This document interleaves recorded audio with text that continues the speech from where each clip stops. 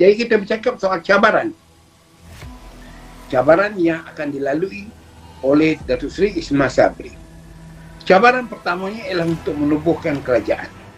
Menubuhkan kerajaan dengan mewujudkan kabinet.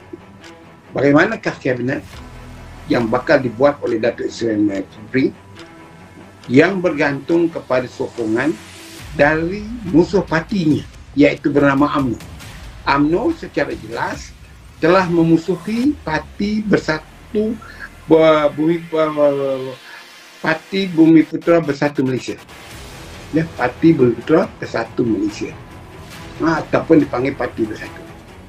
Telah pun membuat keputusan memutuskan hubungan dengan PBBM, telah pun membuat keputusan secara perlembagaan UMNO itu menarik diri pada kerajaan. Sekarang dalam kerajaan yang ada sekarang ada parti yang bernama Parti Bersatu itu. Jadi di sini agak kita mahu memahami sebagai warga negara, tidak tahu bagaimana hari itu mereka bertembak-tembakan, tiba-tiba mereka berpelukan balik. Adakah mereka berpelukan tu demi kepentingan mereka? Adakah demi kepentingan rakyat yang mereka laungkan? Ini satu persoalan yang susah nak dijawab. Dan sehingga mengangkat sumpah jawatan pada pukul 2 petang tadi, tidak kita nampak atau dengar berita ketua-ketua parti kerajaan ini, kecuali melalui kenyataan media. Saya terdengar di radio tadi, Setiausaha Agung Perikatan Nasional telah membuat pensiaran menyokong Datuk Seri Ismail Sabri. Tetapi mana perjanjiannya? Di mana perjanjiannya? Jadi di dalam perjanjian ini perlu dibuat sebagai pedoman, sebagai asas gabungan kerajaan ini, iaitu sama ada nak dipanggil kerajaan BN Plus, masih lagi kerajaan Perikatan Nasional, atau kerajaan Ismail Sabri, atau apa nama kerajaan ini. Penjenamaan kerajaan ini adalah penting bagi mewujudkan satu identiti yang jelas sistem pemerintahan Malaysia ini dengan nama kerajaannya. Dahulu belum ada nama kerajaan, kemudian diwujudkan kerajaan Perikatan Malaysia. Sekarang kerajaan. Jadi kita sebagai warga negara, sebagai rakyat, mohon tahu parti-parti politik ini sudah berjanji. Contohnya yang perlu kita jelaskan, yang kita perlu fahamkan kepada rakyat, bahawa parti-parti politik yang ada ni, yang terbesar, Barisan Nasional sendiri, Parti Bersatu, PAS, GPS Sarawak, Parti Star, parti kecil 1, 2, 3 kursi yang ada di Sabah itu, mereka sudah membuat satu perjanjian. Di dalam perjanjian itu sudah dipersetujui kota di kalangan menteri-menteri. Kerana isu pembentukan kerajaan itu kena dipahamkan. Pelantikan Perdana Menteri-Menteri adalah prerogatif Perdana Menteri. Dia tidak perlu menghiraukan pandangan sesiapa. Dia hendak buat, dia buat. Kerana kita mengamalkan demokrasi centralism atau demokrasi berpusat. Kita telah mengangkat dia sebagai Perdana Menteri, maka kuasa di tangan dia dan kita tidak boleh ada bicara lagi untuk mempertikaikan keputusan dia.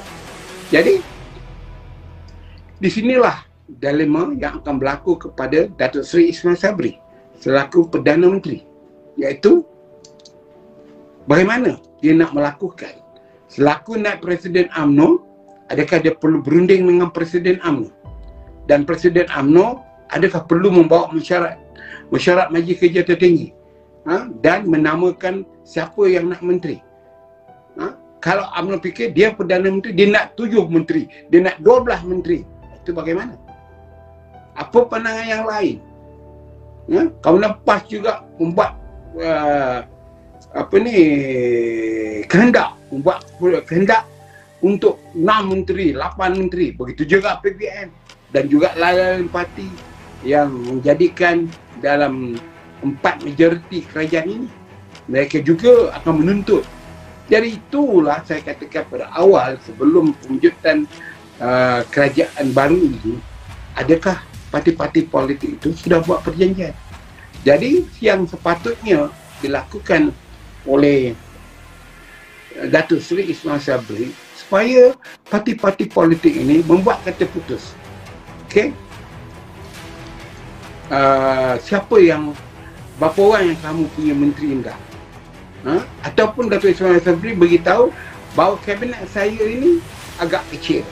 Dari itu, selaku orang bertaraf naik presiden, di atas saya ada timbalan presiden, ada presiden, dan saya hanya Perdana Menteri, dan saya berasing daripada parti saya, kerana saya seorang Perdana Menteri yang bertanggungjawab kepada Parlimen. Saya memberikan kepada UMNO 5 kotak, PBM 3 kotak. Contoh ya, tuan-tuan. Jadi mereka, satu pilihan mereka boleh mencadangkan nama-nama mereka itu. Dan tentulah orang yang dicadangkan itu orang yang rapat dengan presiden. Okey? Itu pilihan yang satu. Jadi kalau dihantar, Datuk Seri Ismail Sabri kena memutuskan. Tetapi kalau Datuk Seri Ismail kata, you hanya memutuskan, saya dah bagi kamu 3 kotak, you bersetuju atau tidak, kita berunding, tetapi soal pelantikan ialah di bawah prerogatif saya. Jadi itulah soalan sekarang, ialah prerogatif Perdana Menteri ini. Bagaimana nak digunakan? Tentulah Datuk Seri Ismail Sabri hendakkan tim macam pasukan bola. Mereka akan meletakkan orang yang sesuai dalam position yang sesuai, termasuk yang jadi goalkeeper, termasuk apik kiri ke apik kanan ke, penyerang ke, striker ke. Tentulah kaptennya ialah Datuk Seri Ismail Sabri. Jadi kalau kita menurunkan pemain yang tak sehaluan dengan kapten, menangkah dalam perlawanan bola? Tentu tidak. Iaitu Datuk Ismail Sabri juga, dia memerlukan tim. Dan soal yang bangkit sekarang, bagaimana mekanismenya? Apa acuannya? Kalaulah terikat dengan tuntutan parti-parti politik yang bergabung dan takut hilang kuasa, dan kita tidak mau membuat keputusan yang tegas, maka kerajaan ini kembali ke asal lah. Dengan hampir 70 anggota pentadbiran awam di antara menteri, timbalan menterinya. Wahal dalam keadaan susah sekarang, dalam keadaan 70 menteri dan timbalan menteri, kita tidak berjaya untuk mengurangkan pandemik ini, maka kita tidak kekalkan lagi dengan 70. Jadi itu sebab saya mengatakan sepatutnya kerajaan ini mengumumkan dengan segera pengujudan kabinet perang, war cabinet. Ya, apakah war cabinet itu? War cabinet ini diwujudkan oleh Sir Winston Churchill yang mengambil tugas dari seorang Perdana Menteri lain, sama seperti Datuk Seri Ismail Sabri. Dialah sekarang ini Winston Churchill Malaysia, iaitu menghadapi perang. Kecuali Winston Churchill menghadapi perang dengan Jerman, dia pula menghadapi perang dengan pandemik. Jadi kalau Winston Churchill menghadapi perang dengan Nazi dan dia kemudian itu berkesudahan tidak berjaya untuk menang dalam pilihan raya selepas perang dan kalah, kenapa? Tentulah ada sebabnya. Sebab England tidak menang dalam perang melawan tentera Hitler ataupun tentera gabungan Jerman. Sebab kerana London dibom sahaja. Yang dilihat oleh rakyat London itu adalah kegagalan Winston Churchill. Tapi Winston Churchill waktu menubuhkan kerajaan war cabinet, kabinet perang ni, berapa menteri dia? Hanya 8 orang. Iaitu sama yang acuan ini digunakan oleh Magran di zaman Allahyarham Tun Razak. Apabila kita menghadapi darurat Magran tahun 69, kerajaan masa itu telah mewujudkan kabinet perang yang mana dikendalikan oleh 8 orang. Yang terpenting ialah Perdana Menteri, tetapi diturunkan kuasanya kepada pengarah gerakan masa itu, almarhum Tun Abdul Razak. Kemudian itu siapa yang lagi penting? Ialah Menteri Dalam Negeri. Kerana isu ini isu Menteri Dalam Negeri, keselamatan dalam negeri, maka Tun Dr. Ismail. Kemudian itu ini soal keselamatan, maka Menteri Pertahanan. Kerana Menteri Pertahanan dipegang oleh Tun Razak, maka tidak ada menteri lain yang depannya. Lepas itu apa lagi? Iaitu kerana kita ada pergaduhan kaum, maka diletakkan Menteri Perpaduan Negara, Tun Sambatan. Kemudian itu apa lagi masalah? Kewangan, maka diletakkan Tun Tan Sri sebagai Menteri Kewangan. Dalam perang ini, dalam keadaan Mageran tu, penerangan, penjelasan kepada rakyat adalah perlu melalui Jabatan Penerangan, radio dan televisyen. Maka Kementerian Penerangan duduk di situ, iaitu Tan Sri Ghazali bin Muhammad Syafi'i. Beliau masa itu menjalankan tugas sebagai Menteri Penerangan. Dan juga Tan Sri Hamzah Abu Samah, masa yang dekat itu Tan Sri Hamzah Abu Samah, ya, mereka, dan Menteri Undang-Undang yang diperlukan masa itu, yang juga dijalankan tugas oleh Tan Sri Hamzah Abu Samah. Itulah dia kabinet yang berada dalam zaman Mageran dulu. Jadi berbeza sekarang ni, untuk melawan pandemik kita nak wujudkan satu kerajaan dalam kabinet perang. Bagaimana nak dilakukan? Jadi kalau nak dilakukan buah kabinet, dia tidak boleh terhad di kalangan kerajaan yang ada sekarang. Kalau agaknya Datuk Seri Ismail Sabri berani melakukan, maka dia wujudkan kabinet perang meliputi semua kementerian. Contohnya, Perdana Menteri dia sendirilah. Menteri Kewangan Anwar Ibrahim. Menteri Ekonomi Pemulihan Negara Tun Dr. Mahathir. Kedua ini bertaraf Menteri Kanan. Menteri Dalam Negeri, cari siapa yang jadi Menteri Dalam Negeri. Kemudian itu Menteri Kesihatan, Menteri Penerangan, Menteri Kebajikan Am, kan ini soal bakul makanan dan sebagainya, dan berapa-berapa lagi. Jadi kalau Menteri Penerangan itu sesuai kepada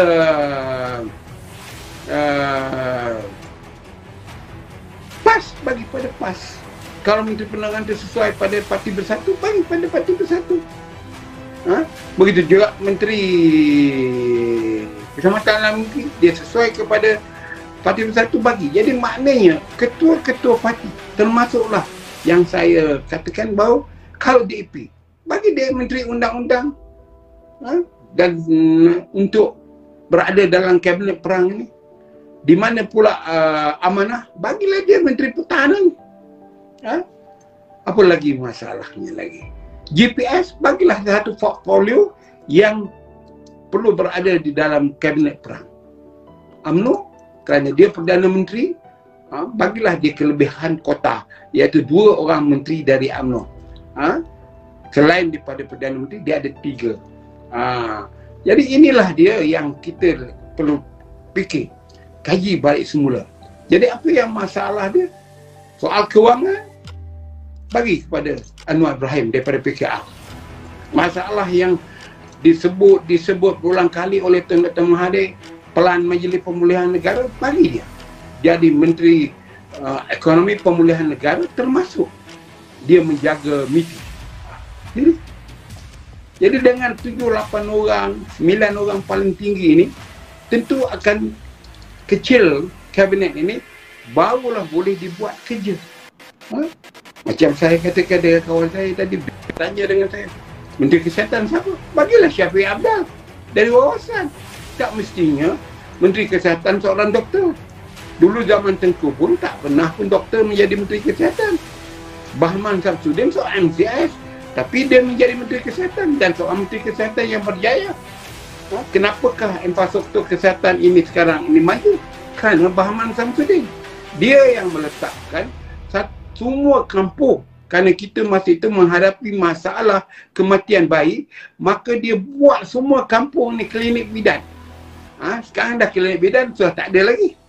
Jadi inilah yang sekarang ni yang perlu diatasi oleh Datuk Seri Ismail Sabri Yaakob selaku Perdana Menteri untuk menyelesaikan masalah apa yang patut dilakukan sebagai menyelesaikan masalah-masalah supaya beliau akan dapat sokongan majoriti. Jadi pada saya, Datuk Seri Ismail Sabri tawarkan saja jawatan itu. Tak perlu berunding dengan Tun Dr. Mahathir, Anwar Ibrahim, DAP dan warisan dan sebagainya. Hanya announce saja. Dan beri mereka peluang untuk membuat keputusan setuju atau tidak setuju dalam tempoh esok harinya.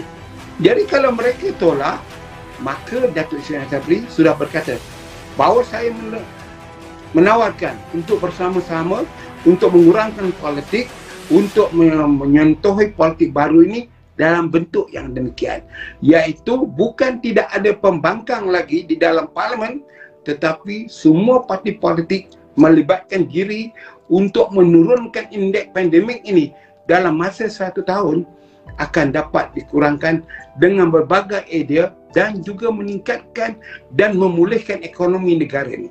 Itu yang penting. Jadi itu yang saya tengok, yang kita faham dan sebagainya. Okey?